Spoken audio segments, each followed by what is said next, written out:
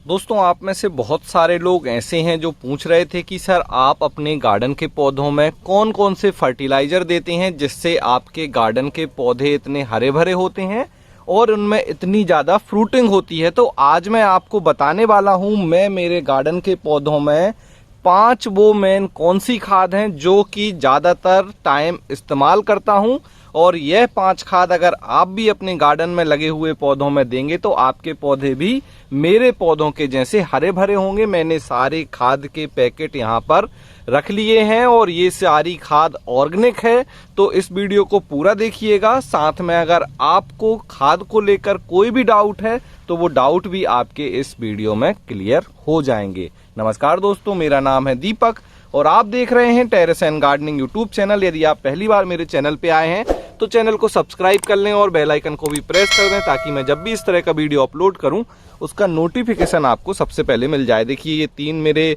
पौधे हैं जो मैंने अभी लगाए हुए हैं। लगभग इनको 20 से 25 दिन ही हुआ है ट्रांसफर किए हुए, और अब ये तीनों पौधे जो हैं इनमें मैं खाद दे रहा हूँ अलग अलग तरह की। जैसे इसमें मैंने अभी सरसों की खाद दी हुई है और इसके पहले मैंने गोबर की खाद दी थी।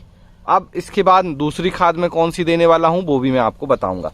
तो सबसे पहले मैं आपको बता दूं कि बेसिकली मैं मेरे गार्डन के जो पौधे होते हैं इसकी मिट्टी बनाने के लिए 5 तरह की खाद का इस्तेमाल करता हूं, और वो खाद कौन कौन सी हैं उनको समझ लेते हैं। इसके अलावा ये खाद आप 20 से 25 दिन के अंतर से बदल बदल कर भी दे सकते हैं और इसका मिक्सचर बनाकर भी दे सकते हैं। तो शुरुआत करेंगे। सबसे पहले जो सबसे कॉमन खाद है वह है काउडंग मैन्योर, मतलब कि गोबर की खाद। ये देखिए आप, ये है काउडंग मैन्योर गोबर की खाद। ये 2 किलो का पैकेट है और यह खाद बहुत अच्छी होती है अगर आप गमले में सब्जियों वाले पौधे या दूसरे पौधे लगाने जा रहे हैं। गोबर की खाद इसलिए भी अच्छी होती है क्योंकि इसमें बहुत ज़्यादा माइक्रोब्स होते हैं जो कि हमारी मिट्टी को और ज़्यादा उपजाऊ बनाते हैं और उससे जो है हमारे पौधे की ग्रोथ बहुत अच्छी होती है। और ये एक टाइप का बैलेंस एनपीके भी देते हैं, कम मात्रा में होता है लेकिन अच्छा इनको पौधे को स्लो रिलीज फर्टिलाइजर के तौर पे आप दे सकते हैं। इसको देना कब है तो देखिए, सबसे पहले तो जब मैं मिट्टी बनाता हूं तो 30% के आसपास मैं काउडंग कंपोस्ट को मिलाता हूं। मतलब अगर 3 हिस्सा है तो 1 हिस्सा गोबर की खाद रहेगी, 1 हिस्सा उसमें मिट्टी रहेगी, 1 हिस्सा कोकोपीट रहती है। तो इतना ज़्यादा मैं मिलाता हूं, तो आप अपने सुविधा अनुसार मिलाएं जितना आपको मिलाना है। और उसके बाद जब पौधे इस स्टेज में आ जाते हैं, देखिए जैसे ये टमाटर का पौधा है, इसमें फूल आ गए हैं, तो इस स्टेज में 2-2 मुट्ठी, यहाँ से 2 मुट्ठी खाद लेकर मैं इसमें देता हूं। तो इस तरह से इसका इस्तेमाल करना है। मैं आपको इसको खोलकर भी दिखा देता हूं तो आपको और अच्छे से पता चल जाएगा। तो सबसे पहले इसे खोल लेते हैं। इसे इस तरीके से हमें खोलना है। ये देखिए, हमने काट दिया है। और अब अगर मैं इसे देने का तरीका आपको बताऊं तो सबसे पहले हमें क्या करना है, यहां से ये खाद लेनी है। इस तरीके से आप देख सकते हैं, ये है हमारे गोबर की खाद, पूरी तरह से डिकम्पोज 2 साल पुरानी गोबर की खाद है। इसके साथ एक चीज का आपको ध्यान रखना है, ताजी गोबर को आपको इस्तेमाल नहीं करना है। अगर आपने ताजी गोबर का इस्तेमाल किया तो फिर पौधे अच्छे होने की जगह खराब हो जाएंगे, मतलब फायदा की जगह आपको नुकसान हो जाएगा। अब आपको क्या करना है, इसी मिट्टी में इस खाद को इस तरीके से मिक्स करना है। तो थोड़ी सी मिट्टी जब ड्राई हो तब आपको ये खाद देनी है। इसमें इस तरह से आप इसे मिला दीजिए और मिलाने के बाद आप पानी दे सकते हैं। हल्की गुड़ाई भी कर सकते हैं, गुड़ाई करने के बाद भी आप इसे दे सकते हैं। तो इस तरह से आपका ये जो गोबर की खाद है वो आपके पौधे में अब न्यूट्रिशन को प्रोवाइड करेगी और इसके बाद जो है ये पौधा अच्छे से बढ़ेगा। ध्यान एक ही चीज का रखना है कि ताजा गोबर इस्तेमाल ना करें। अक्सर लोग ताजा गोबर इस्तेमाल करते हैं और फिर बताते हैं कि उनका पौधा पीला होने लगा, उसकी ग्रोथ रुक गई। तो आपको ये गलती नहीं करनी है। तो इस तरह से ये आपको 1 किलो, 2 किलो और 5 किलो के पैकेट में मिल जाएगी ये गोबर की खाद। तो आप इसे खरीद सकते हैं। वेबसाइट organicbazaar.net वेबसाइट का नाम है, वहां से आप इसे खरीद सकते हैं। तो पहली खाद हो गई हमारी गोबर की खाद। अब बात करते हैं हमारी दूसरी खाद की। दूसरी हमारी खाद है बर्मी कंपोस्ट। अब बर्मी कंपोस्ट बहुत अच्छी खाद होती है। इसके 2 फायदे होते हैं। एक तो ये ताजी गोबर की जो प्रॉब्लम है वो खत्म कर देती है। और दूसरा इसमें जो कि ये केंचुए से बनाई जाती है, तो बहुत अच्छे माइक्रो और मैक्रो न्यूट्रिएंट्स के साथ साथ कुछ ट्रेस एलिमेंट भी इसमें मिल जाते हैं और माइक्रोब्स की संख्या और ज़्यादा बढ़ जाती है। बनता ये गोबर से ही है, लेकिन ये फायदेमंद गोबर की खाद से थोड़ा हम इसे ज़्यादा मान सकते हैं और ये सेफ भी है, 100% सेफ है। तो गोबर की खाद के साथ मैं इस्तेमाल करता हूँ वर्मी कंपोस्ट की खाद। अब ज़्यादातर मैं मिट्टी बनाते समय इसका इस्तेमाल कम करता हूँ, क्योंकि मिट्टी बनाते समय मैं इस्तेमाल करता हूँ गोबर की खाद को। मिट्टी बनाने के बाद पौधों में जब देने की बारी आती है तो उस समय मैं इस्तेमाल करता हूँ वर्मी कंपोस्ट। अब इसका कितना आपको देना है, तो सेम 1 से 2 मुट्ठी वर्मी कंपोस्ट आप इस तरह के गमले में दे सकते हैं जो 12 बाई 12 इंच है। अगर पौधा और बड़ा है तो 4 मुट्ठी दे सकते हैं, और फ्रूटिंग प्लांट है तो पूरा ये जो 2 किलो का पैकेट है पूरा डाल सकते हैं आप। और मैं आपको बता दूं कि ये ऑर्गेनिक वर्मी कंपोस्ट खाद है, तो इसे आप ज़्यादा भी डाल देंगे तो आपके पौधे को बिल्कुल भी नुकसान नहीं होगा। तो इस चीज़ के डर को अपने मन से निकाल दें कि वर्मी कंपोस्ट से पौधे खराब हो जाते हैं, बिल्कुल नहीं होते। आप जितना चाहें उतना इस्तेमाल करें, 100% सेफ है। और ये सबसे ज़्यादा इस्तेमाल करता हूँ मैं अपने गार्डन के पौधों में। तो ये दूसरी खाद है। तो 2 ये मेन खाद हैं। इसके बाद आ जाते हैं हमारी तीसरी खाद जो मैं इस्तेमाल करता हूँ, वो है मस्टर्ड केक, सरसों की खली।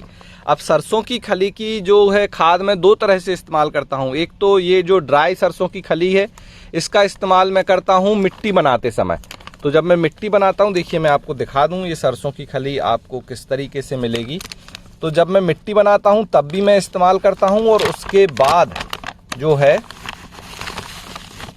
ये देखिए, ये आपको इस तरह से जो है पाउडर फॉर्म में मिलेगी। ये सरसों की खली जो चिप्स होते हैं उसी को फिर बारीक पीस दिया जाता है तो ये पाउडर बन जाता है। तो जब मैं मिट्टी बनाता हूँ एक तो तब मैं इस्तेमाल करता हूँ इसी पाउडर को सीधा ड्राई फॉर्म में, और इसके बाद जब मैं पौधों में देता हूँ तो यहाँ पे मैं इसका बनाता हूँ लिक्विड और फिर पौधों को देता हूँ। तो सरसों की खली का लिक्विड खाद कैसे बनाते हैं उसका पूरा वीडियो जो है चैनल पे अपलोड है, आप जाके देख लीजिए। उसमें मैंने इसको पानी में कैसे घोलना है, कितने दिन तक रखना है, कितने पानी में डाइल्यूट करके देना है, ये सारी इन्फॉर्मेशन दी है। तो सरसों की खली के खाद का आप जरूर इस्तेमाल करें। अब इसके फायदे क्या हैं, तो सरसों की खली की खाद में जो है नाइट्रोजन सबसे ज्यादा होती है। अब नाइट्रोजन क्या करती है, नाइट्रोजन हमारे पौधों की ग्रीनरी बढ़ाती है, पत्तियों को बढ़ाती है, बुसी बनाती है। तो इस चीज के लिए नाइट्रोजन जरूरी है। और नाइट्रोजन अगर आपके गार्डन में नहीं होगी, गार्डन की मिट्टी में नहीं होगी, तो आपके पौधों की ग्रोथ भी नहीं होगी। तो अगर आप अच्छी ग्रोथ चाहते हैं तो मस्टर्ड केक फर्टिलाइजर को अपने गार्डन के प्लांट में जरूर इस्तेमाल करें।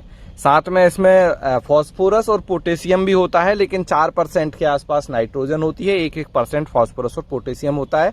तो इसका इस्तेमाल करना है। कितने दिनों में करना है, अगर आप गार्डन के पौधों में इसका इस्तेमाल करना चाहते हैं तो 20 से 25 दिन में, या बहुत ही मतलब ज़्यादा रिक्वायरमेंट है तो 15 दिन में एक बार करें। उससे जल्दी ना करें, वीकली इसे रिपीट नहीं करना है, 15 से 20 दिन में एक बार इसे रिपीट करना है।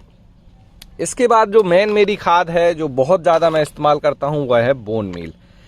अब बोन मील क्या है, हड्डियों का चूरा है। नॉर्मल जो हड्डी होती हैं उनको स्टीम करके फिर इनका जो पाउडर बना दिया जाता है उसको कहते हैं बोन मील। अब बोन मील क्या है, कैल्शियम और फास्फोरस 2 ऐसे मेन जो न्यूट्रिशन है जो हमारे पौधों को जरूरी होते हैं उनकी कमी को पूरा करता है। और जब मैं बोन मील अपने गार्डन में इस्तेमाल करता हूं तो इसके पीछे का रीजन होता है अच्छी फ्रूटिंग। अब आप देखिए यहाँ पे आप देखेंगे तो ये मेरे गार्डन में लगे हुए बैगन है। आप देखिए इस बैगन का साइज आप देख सकते हैं और कितनी अच्छी इसमें फ्रूटिंग आई हुई है। अब ये फ्रूटिंग का जो सीक्रेट है वह है बोन मील। तो बोन मील जब आप इस्तेमाल करेंगे तो आपके गार्डन में लगे हुए पौधे एक तो अच्छी फ्रूटिंग करेंगे और दूसरा उनमें कोई रोग नहीं आएगा। इसमें 2 चीजें हमें मिलती हैं, एक तो फास्फोरस और दूसरा कैल्शियम। तो कैल्शियम से क्या फायदा होता है, जैसे आपने देखा होगा कि टमाटर नीचे से गलने लगते हैं, क्रैक होने लगते हैं, तो इस कंडीशन में क्या होता है, जो कैल्शियम है उसकी कमी हो जाती है। तो जितने बीज वाले हमारे सब्जियां होंगी उनमें कैल्शियम बहुत ज्यादा जरूरी होता है। तो बोन मील बहुत फायदेमंद करता है। तो बोन मील को मैं इस्तेमाल करता हूं गमले की मिट्टी बनाते समय।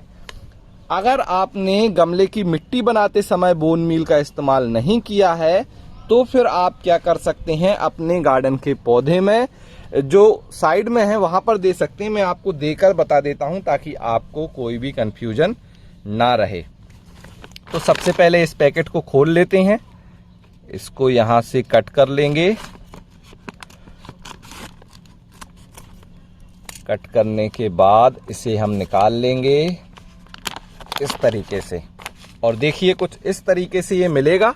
कभी कभी आपको ये थोड़ा सा अंदर काला मिल सकता है, उससे कोई प्रॉब्लम नहीं है, क्योंकि ये जब मॉइस्चर पकड़ता है तो थोड़ा सा काला हो जाता है। जैसे आप देख सकते हैं यहाँ पे, ये देख सकते हैं काला पीस। अब इसके बाद हमें क्या करना है, इसे देना है हमारे इस गमले में, गमले के पौधे में। मान लीजिए इस मिट्टी में मैं बोन मील मिलाना भूल गया या मुझे पता नहीं था तो मैंने नहीं मिलाया। अब मैं क्या करने वाला हूं, तो सबसे पहले तो मैं करूंगा इसकी इस तरह से थोड़ी सी गुड़ाई। तो मिट्टी को हम करेंगे थोड़ा सा लूज, और ये मिट्टी कहाँ कर देंगे हम, इस पौधे के पास, पौधे की स्टेम के पास। और यहाँ पे जो ये जगह है आप देख रहे हैं जो मैं पीछे की तरफ बना रहा हूँ, एक्चुअली इसी जगह में इस्तेमाल करने वाला हूँ मैं अपना बोन मील। तो देखिए बोन मील मैं लेता हूँ, एक मुट्ठी यहाँ के लिए बोन मील मैंने लिया, ये देख सकते हैं आप, ये देखिए इस तरह से, और इस तरह से इसको यहाँ पे हमने दे दिया। अभी पौधा छोटा है और केवल एक पौधे में हमें देना है, तो लगभग 1.5 मुट्ठी बोन मील सफिशिएंट है, बहुत ज़्यादा भी हमें नहीं देना है। और इसके बाद जो हमारी ये मिट्टी थी, इसी से हमें इसे कवर कर देना है, ऊपर नहीं छोड़ना है आपको, इसे बिल्कुल मिट्टी में अंदर तक कवर करना है। इस चीज़ का आप ध्यान रखिएगा। और फिर जैसे ही आप ये इसे दे दें, आप नॉर्मल वाटरिंग करते हैं, आपको उस तरह से यहाँ पर पानी देना है। तो अब क्या होगा, जब ये ब्रोकली बड़ी होगी तो इसमें क्या होंगे, ढेर सारा अच्छा बड़ा जो है ब्रोकली का फूल बनेगा। और जैसे ये बैगन है तो इसमें ढेर सारे बैगन लगेंगे, टमाटर हैं तो टमाटर लगेंगे। बाकी मिट्टी बनाते समय आप इसका इस्तेमाल जरूर करें। अब बहुत सारे लोगों का सवाल है कि हम वेजिटेरियन हैं और बोन मील का इस्तेमाल नहीं करना चाहते, तो हम क्या करें। तो ये बड़ा क्वेश्चन आता है। तो कुछ लोग तो समझदार हैं तो वो कर लेते हैं, क्योंकि देखिए ये हड्डी है, हड्डी में से फास्फोरस और कैल्शियम निकलेगा, कोई भी केमिकल नहीं है और कोई भी वो हार्मफुल उसमें चीज नहीं है जो कि आपको नुकसान करे ऑर्गेनिक गार्डनिंग में। फिर भी अगर आप ये जो बोन मील है इसका इस्तेमाल नहीं करना चाहते, तो फिर आप इस्तेमाल कीजिए इस तरह से ऑर्गेनिक रॉक फास्फेट। अब ऑर्गेनिक रॉक फास्फेट क्या होती है, यह एक तरह का, मान लीजिए कि एक बहुत बड़ा चट्टान है या बहुत बड़ा एक पहाड़ है, वहां से जब पत्थर निकाले जाते हैं तो उस पत्थर का जो चूरा है वह जो है वह रॉक फास्फेट की तरह यूज किया जाता है, और इसमें भी फास्फोरस काफी अच्छा होता है। तो आप ऑर्गेनिक में इसका इस्तेमाल कर सकती हैं। बस इसमें आपको क्या करना है कि थोड़ा सा इसमें आपको ध्यान इस चीज का रखना है कि इसे बहुत ज्यादा इस्तेमाल ना करें। तो ये देखिए, अब ये क्या रहेगा, ये वजन रहेगा, क्योंकि ऑब्वियसली ये चट्टानों से निकाला जाता है, उसका चूरा है, तो इस तरह से आपको ये मिलेगा। अब इसे भी देने का तरीका मैं आपको बता देता हूं। तो देखिए इस तरीके से हम इसको निकालेंगे, और इस तरह से देखिए मैंने एक मुट्ठी ये लिया और स्टेम से दूर मैंने इस तरह से इसको डाल दिया। इसको फिर निकाला हमने और फिर डाल दिया, और फिर अब क्या करना है, इसी मिट्टी में इसको मिक्स कर देना है इस तरीके से। तो ये हमने दे दिया है ऑर्गेनिक रॉक फास्फेट। ये भी फास्फोरस का काफी अच्छा सोर्स है। अगर आप किसी भी कारण से बोन मील का इस्तेमाल नहीं करना चाहते या नहीं करते, तो फिर आपको इस खाद का इस्तेमाल करना है अपने पौधों में इस तरीके से। और इन दोनों खाद का, जैसे मैंने बताया, बोन मील और जो ऑर्गेनिक रॉक फास्फेट है, इनका इस्तेमाल आप, जैसे एक ये बैगन की फसल है तो 2 से 3 महीने में एक बार कीजिए, बार बार नहीं करना है, और 15 दिन में नहीं करना है, कम से कम 2 से 3 महीने में एक बार कीजिए, अच्छे से दे दीजिए, क्योंकि ये डिकम्पोज होगा और फिर इसमें से जब फास्फोरस रिलीज होगा तो थोड़ा टाइम लगेगा, और ये रिजल्ट दिखाने में भी हो सकता है आपको 1 से 1.5 महीने ले ले। इसलिए मैं बोलता हूं कि इसे मिट्टी बनाते समय इस्तेमाल जरूर करें ताकि आपको ज़्यादा फायदा हो। बाकी एक बार आपने इसे मिट्टी में मिला दिया तो ये आपका यहाँ पर जो है जो खाद है वो यूज होती रहेगी आगे वाले पौधों के लिए भी, फिर आप इसमें जो भी पौधा लगाएंगे उसमें। तो ये हो गई हमारी तीसरी चौथे नंबर की खाद। अब पांचवें नंबर की खाद में हमारा आता है ऑर्गेनिक पोटास। अब पोटास क्या है? पोटेशियम की कमी ना हो, क्योंकि पोटेशियम कहीं ना कहीं फल बनाने में भी हेल्प करता है, रूट डेवलपमेंट में भी हेल्प करता है, और पौधे की ओवरऑल ग्रोथ को भी बढ़ाता है। तो उसमें आपको ध्यान रखना है। नाइट्रोजन तो क्या है कि केवल पत्तियों को हरा करेगा और ग्रीनरी बढ़ाएगा, लेकिन ये जड़ और जो फल है उसमें मदद करता है। तो उसके लिए ऑर्गेनिक पोटास यूज करेंगे। अब ऑर्गेनिक पोटास को कैसे यूज करना है? मिट्टी बनाते समय मिला दें, या उसके बाद जब आप कभी पौधों में खाद देते हैं तो मिला दीजिए। ये बड़ा ही अच्छा दिखता है इस तरह से, देखिए ग्रेन्यूल फॉर्म में मिलेगा ये। और इसको मैं देता हूं मेरे टमाटर के पौधे में। ये देखिए, ये टमाटर का पौधा है, इसमें मैंने इस तरह से इसको दे दिया। बस इतना ही देना है और बहुत ज़्यादा इसमें नहीं देना है। बाद में आप इसको इस तरह से मिट्टी में मिक्स कर दें, या पहले गुड़ाई करके आप देंगे तो आपको भी काफ़ी अच्छा रहेगा। और इस तरह से आप मिक्स कर दीजिए। धीरे धीरे ये इस मिट्टी में जैसे ही आप वाटरिंग करेंगे तो मिट्टी में घुलता जाएगा, और फिर यहाँ पर इसमें इस पौधे को न्यूट्रिशन देगा और पोटास की जो कमी है वो दूर हो जाएगी। तो ये मैंने यहाँ पे दे दिया ऑर्गेनिक पोटास। अब मेरा जो लास्ट जो खाद है, खाद कहें या एक तरह का फंगीसाइड है जिसका मैं इस्तेमाल करता हूँ, वह है नीम खली। अब ये नीम खली मैं क्यों इस्तेमाल करता हूँ, तो इसके पीछे बहुत सारे रीज़न हैं। एक तो ये 100% ऑर्गेनिक है, एक तरह का फंगीसाइड भी है, एंटी फंगल भी है, और साथ में ऑर्गेनिक फर्टिलाइजर का मतलब एक अच्छा सोर्स है जिसमें एनपीके थोड़ी थोड़ी मात्रा में मिलता है। बेसिकली इसका इस्तेमाल फर्टिलाइजर की जगह फंगीसाइड की तरह ज़्यादा होता है। अब इसमें होता क्या है कि ये जो आप नीम खली देख रहे हैं, ये बहुत ही तेज स्मेल करती है। जब भी आप ये पैकेट लेंगे तो आपको पता चल जाएगा। और इस नीम खली को जब आप अपने गार्डन के पौधे लगाने वाली मिट्टी में मिलाएंगे तो उसमें निमेटोड्स की प्रॉब्लम नहीं होगी, फंगस नहीं आएगा, कॉलर रॉट का प्रॉब्लम नहीं होगी। इसमें होता क्या है, निमेटोड्स में क्या है, जैसे आपने आज ये बैगन देखा बहुत अच्छा है, कल ये बिल्कुल सूख जाएगा। उसमें क्या होता है, नीचे जड़ों में गांठ बन जाती है और उसमें एक निमेटोड्स जो होते हैं वो बन जाते हैं। तो जड़ से जो खाना पौधे को मिलना था वो वहीं उन्हीं को मिल जाता है, तो पौधे को बिल्कुल भी न्यूट्रिशन नहीं मिलते, पौधा सूख जाता है। दूसरा, कॉलर रॉट की बीमारी में पौधा अचानक से, जैसे आपने टमाटर लगाया और टमाटर का पौधा यहाँ से गल जाएगा, इस स्टेम के पास से जब पौधा यहाँ से गल जाता है तो ये प्रॉब्लम भी फंगस के कारण होती है। और दूसरे बहुत सारे जो ऐसे बीमारी हैं जो कि मिट्टी से होती हैं, तो उन्हें दूर करने के लिए आप नीम खली का इस्तेमाल जरूर करें। कभी कभी आप नीम खली देते हैं, उसके बाद आप देखेंगे कि थोड़ी सी जो है फंगस दिख रही है, तो वो गुड फंगस होती है। एक्चुअली ये पहले फंगस वाइट कलर की फंगस बनाती है, उसके बाद ही ये डिकम्पोज होगी, तो उससे आपको घबराना नहीं है।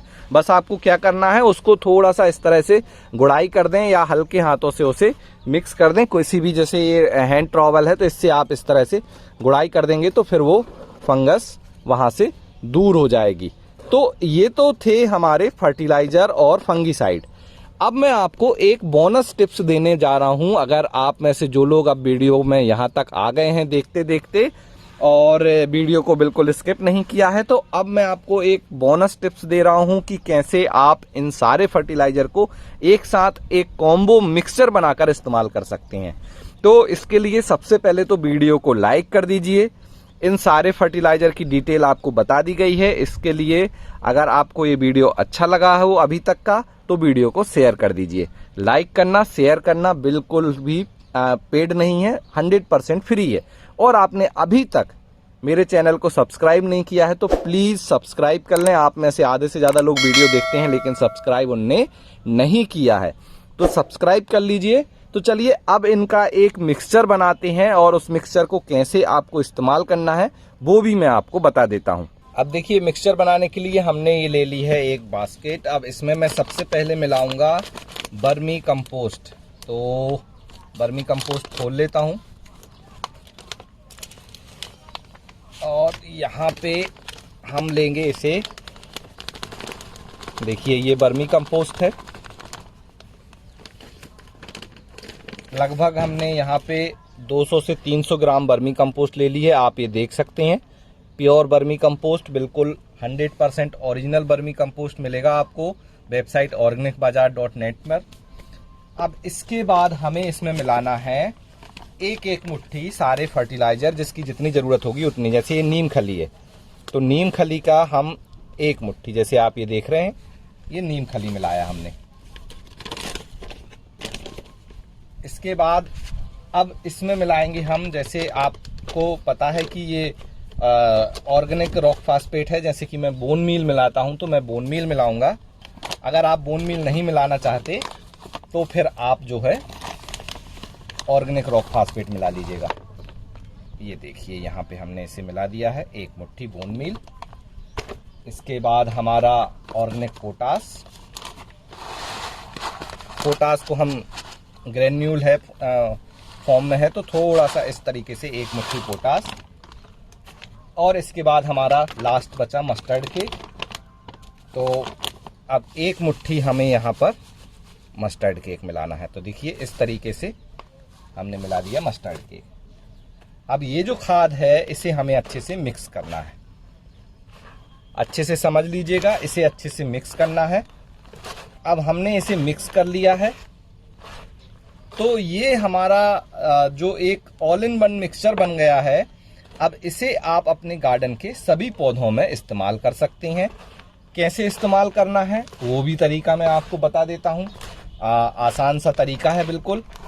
कब इस्तेमाल करना है, अगर आप इस तरह से मिक्सचर बनाते हैं तो महीने में एक बार आप इस्तेमाल कीजिए, उससे ज़्यादा आपको नहीं करना है, क्योंकि ये ऑर्गेनिक खाद है, इसे डिकम्पोज होने में थोड़ा टाइम लगेगा, पौधे तक पहुंचने में थोड़ा सा टाइम लगेगा।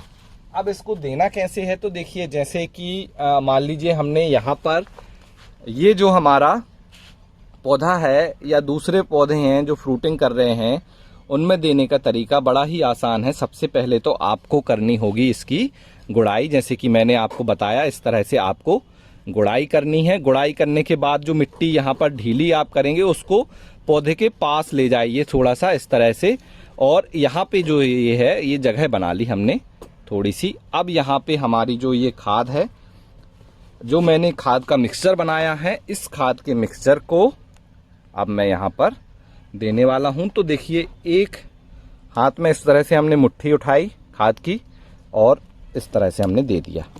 आपको लग रहा है कि कम है, 2 मुट्ठी देना है तो आप 2 मुट्ठी दे दीजिए, इससे ज़्यादा इस्तेमाल नहीं करना है एक बार में। फिर इसके बाद हम बदल के फिर अगले महीने देने वाले हैं, तो इस तरह से हम देंगे। और देखिए ये खाद देने का जो मतलब खाद इस्तेमाल करने का जो तरीका है वो पूरा बिल्कुल सही है, लेकिन कितनी खाद इस्तेमाल करनी है ये डिपेंड करेगा कि जो आपकी ये मिट्टी है जिसमें पौधा ऑलरेडी लगा है वो कितने अच्छे से बनाई गई है। अगर इस मिट्टी को पहले से ही बहुत अच्छी खाद मिलाकर बनाया गया है तो बार बार इस तरह से खाद मिलाने की ज़रूरत नहीं है। फिर आपको जब पौधा बड़ा हो जाए एक बार 1.5 से 2 महीने में एक बार दे दीजिए, फिर पौधा 3 से 4 महीने में, पौधे जैसे ये 3-4 महीने में ख़त्म हो जाएगा, ये भी खत्म हो जाएगा। बैगन का पौधा लंबा चलेगा तो फिर 2 महीने बाद दे दीजिए। तो मिट्टी अच्छे से बनाई है तो बार बार इस तरह से खाद नहीं देना है, लेकिन अगर मिट्टी में न्यूट्रिशन आपने कम मिलाए थे उस समय तो फिर आप ज़रूर खाद दीजिए। तो इस तरह से आप अब जो ये खाद सपोज कीजिए ये खाद बच गई है तो आप इसे किसी भी एक प्लास्टिक के टब में भर कर रख सकते हैं, प्लास्टिक के किसी भी चीज़ में, या फिर कोई जिप लॉक पैकेट है तो आप उसमें भर कर रख दीजिए। बस ध्यान रखिएगा कि ज़्यादा लंबा समय ना रखें, इसमें माइक्रोब्स होते हैं तो एयर बनेगी, उसके अंदर गैस बनेगी तो उसे निकालना होगा। तो इस तरह से आप इसे स्टोर भी कर सकते हैं, लेकिन हर बार अगर ताज़ा बनाएं, हर बार मिक्सचर बनाकर इस्तेमाल करें तो आपको बहुत अच्छा रिजल्ट मिलेगा। तो ये था आज का वीडियो जिसमें हमने जाने कुछ 5 तरह के खास ऑर्गेनिक फर्टिलाइजर के बारे में जो कि मैं मेरे गार्डन के पौधों में इस्तेमाल करता हूँ। मैंने एक एक खाद के बारे में आपको बता दिया, उसका इस्तेमाल करने का तरीका बता दिया, उसको एक साथ मिलाकर इस्तेमाल कैसे करना है वो भी मैंने आपको बता दिया। और आप मेरे गार्डन की जो ग्रीनरी है वो तो देख ही रहे होंगे और आपको पता चल जाता है यहाँ देख के कि मेरे गार्डन के पौधे इतने हरे भरे क्यों रहते हैं। उसका जो सीक्रेट है वो मैंने आपके साथ आज शेयर कर दिया है। तो यह वीडियो आपको कैसा लगा जरूर बताएं। मेरी बताई गई ये इन्फॉर्मेशन कैसी लगी उसके बारे में भी कमेंट्स करें। इन खाद को लेकर आपके कोई भी डाउट हैं तो उन्हें भी कमेंट सेक्शन में जरूर लिखें। साथ में ये सारे खाद आपको मिलेंगे वेबसाइट organicbazaar.net पर, तो वहां से इन खाद को खरीदिए। अच्छी क्वालिटी के ओरिजिनल ऑर्गेनिक फर्टिलाइजर आपको वहां पर मिल जाएंगे। लिंक डिस्क्रिप्शन में दी गई है, वहां पर जाकर आप इन्हें परचेज कर सकते हैं और अपने गार्डन के सभी पौधों में इस्तेमाल कर सकते हैं। आज के वीडियो में इतना ही, मिलते हैं आपसे किसी अगले वीडियो में। तब तक के लिए हैप्पी गार्डनिंग।